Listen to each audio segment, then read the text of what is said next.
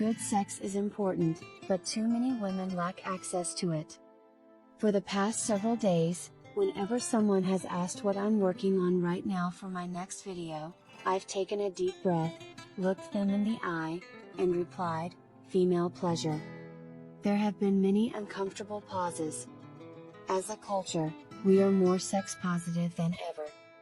However, certain fundamental injustices remain.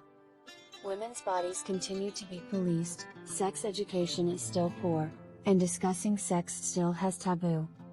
According to Cindy Gallup, the founder of Make Love Not Porn, we have never, ever, in the entire history of the planet, been able to bring the female perspective to bear on sexuality, and the world is a worse place for it.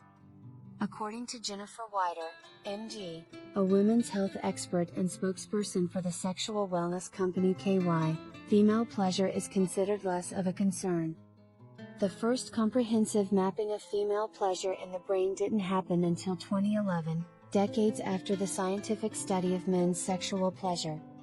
Cue the countless headlines about the orgasm gap, a term that describes the discrepancy between the number of orgasms men and women in heterosexual relationships experience. But the problem extends outside the bedroom. Female pleasure is glaringly absent from the conversation, even in times when political stories about porn stars are common, even in settings when sexual well-being ought to be at the top of the list of discussion subjects. According to Cindy Eckert, CEO of Sprout Pharmaceuticals and the creator of the female sex desire drug Addy. When we go to the gynecologist, we're asked, are you sexually active? Do you want birth control? And do you want to be tested for STDs? Rarely do whether or not you enjoy your sex life come up. I can't tell you how many women I've seen over the years who are bankrupt in their relationship to themselves and their bodies, brilliant women. Powerful women, women who have accomplished anything and everything.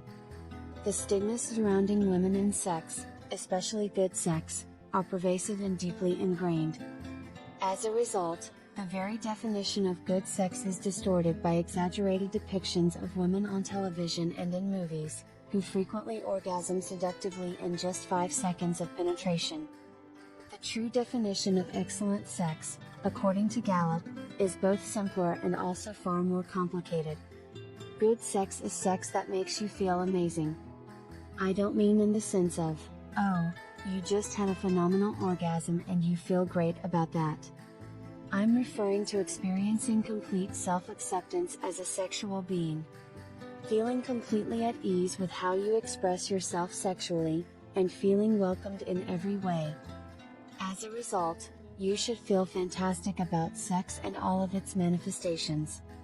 In other words, good sex is sex that makes you feel like Beyoncé. There is no formula, adds Gallup. There is no objective, outside measure of that at all. There is no manual of rules. This is about ending the taboo that makes talking about something as intimate as your pubic hair grooming practices fair game over drinks with your friends, but talking about your favorite masturbation technique off limits. This is not about ways to get your partner to better satisfy you in bed, though women's magazines have certainly filled the internet with countless articles on that. I can't tell you how many women I've seen over the years, brilliant women, successful women, women who have achieved anything and everything, who are bankrupt in their relationship to themselves and their bodies, says Nan Wise, PhD. A cognitive neuroscientist who specializes in pleasure in the female brain and author of the appropriately named book Why Good Sex Matters. A satisfying relationship with oneself is the foundation of good sex. The influence of healthy sex. Who we are sexually is an absolute fundamental driver of everything to do with how we feel about ourselves.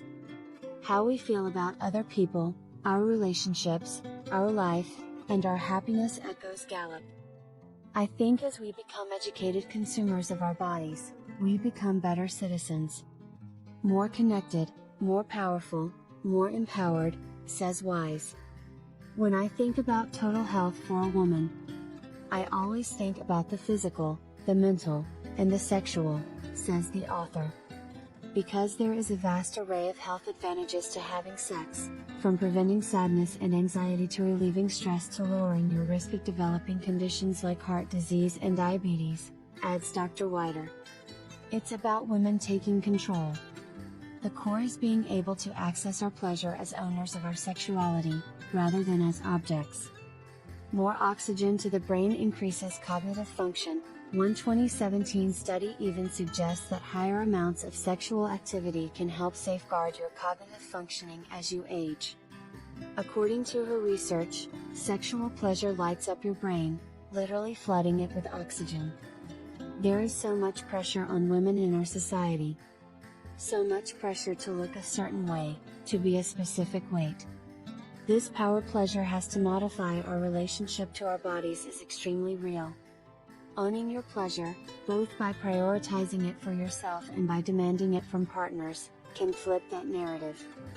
You can talk body positivity all you like, but nothing makes you feel great about your own body like watching people who are no one's idea of aspirational body types getting turned on by each other.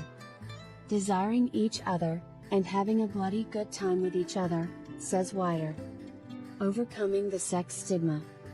Women have to get a damn sight more selfish, says Gallup. From the minute we're born, we are brought up to believe that we have to be selfless to everybody around us in a way that men aren't. So, how do you own your pleasure? The first step is accepting the notion that your sexual pleasure should be prioritized.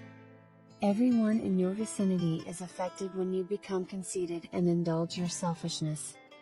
You should pay attention to yourself. We'll be talking about female pleasure and our relationship to it all week long because, according to Eckert, this starts with talking about pleasure until awkward silences end. Everyone wins from that, she says. Relationships win, communication wins, and women win because there's permission to speak about things that have otherwise been stigmatized or taboo. Our guiding principle is straightforward.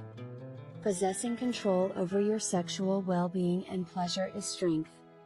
Accessing our pleasure as owners of our sexuality, rather than as objects, is the core, adds Wise. It goes beyond the bedroom. Beyond the body, it involves women taking the reins,